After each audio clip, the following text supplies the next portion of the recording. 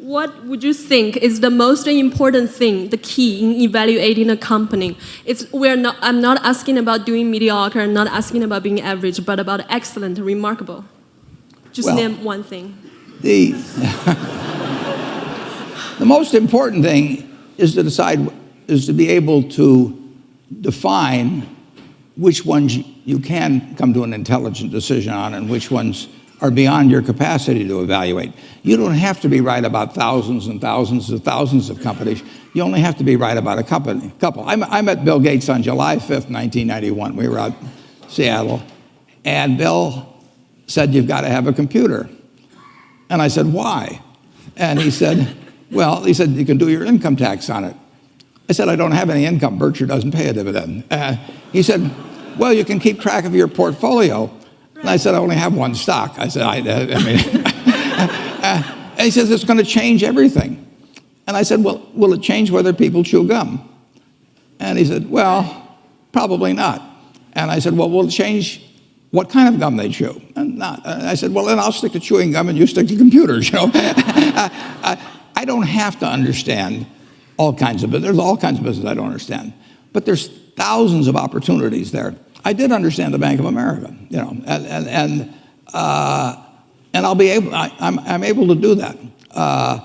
I'm able to understand some given percentage. But Ted Williams wrote a book called The Science of Hitting, and in The Science of Hitting, he's got a diagram, shows him at the plate, and he's got the strike zone divided into 77 squares, each the size of a baseball. And he says, if I only swing at pitches in my sweet zone, which he shows there, and he has what his batting average would be, which is 400. If he had to swing at low outside pitches, but still in the strike zone, his average would be 230. He said the most important thing in hitting is waiting for the right pitch. Now, he was at a disadvantage because if the count was 0-2 or 1-2 or so on, even if that ball was down where he was only going to bat 230, he had to swing at it. In investing, there's no called strikes. People can throw Microsoft at me and you name it, any stock, General Motors, and I don't have to swing. And nobody's going to call me out on called strikes. I only get a strike called if I swing at a pitch and miss. So I can wait there and look at thousands of companies day after day, and only when I see something I understand and when I like the price at which it's selling, then if I swing, if I hit it, fine. If I miss it, it's a strike. But it's an enormously advantageous game. And it's a terrible mistake to think you have to have an opinion on everything. You only have to have an opinion on a few things. In fact, I've told students, if when they got out of school, they got a punch card with 20 punches on it, and that's all the investment decisions they got to make in their entire life, they would get very rich because they would think very hard about each one.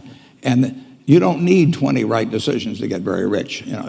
4 or 5 will probably do it over time. So I don't worry too much about the things I don't understand. If you understand some of these businesses that are coming along and can spot things on, if you can spot on Amazon, for example, it's a tremendous accomplishment what Jeff Bezos has done. And I tip my hat to him. He's a wonderful businessman. He's a good guy too.